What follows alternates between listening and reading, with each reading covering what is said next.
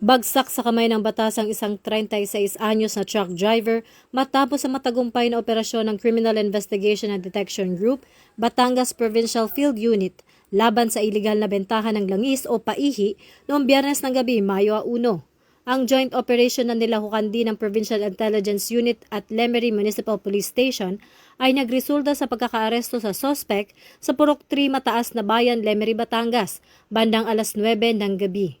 Nakumpiska ng mga otoridad ang tanker truck na lulan ang mga ninakaw na petroleum products na may kabuang halaga na tinatayang lampas sa 11 milyon na nakatakda sanang ituloy ang biyahe patungong Bacoor, Cavite matapos ang iligal na salinan. Ayon kay Chief PNP Police General Jose Melencio Nartates Jr., ang tagumpay na ito ay patunay ng dedikasyon at profesionalismo ng kapulisan na ipatupad ang batas ng walang kinikilingan upang maprotektahan ang mga lehitimong negosyo at ang interes ng mga mamimili.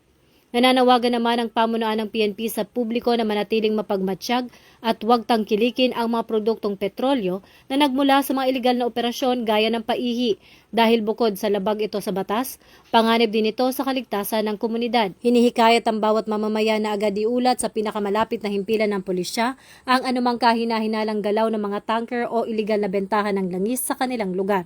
Sa pamamagitan ng aktibong pakikipagtulungan ng bayan, mas mapapabilis ang pagsugpo sa mga ganitong uri ng krimen tungo sa isang mas ligtas at maunlad na Pilipinas. Mula rito sa Campo Crame, ako si Patrol Woman Sari Bernales, nagbabalita para sa Police News Network. At ito ang bagong PNP para sa bagong Pilipinas, serbisyong mabilis, tapat at nararamdaman.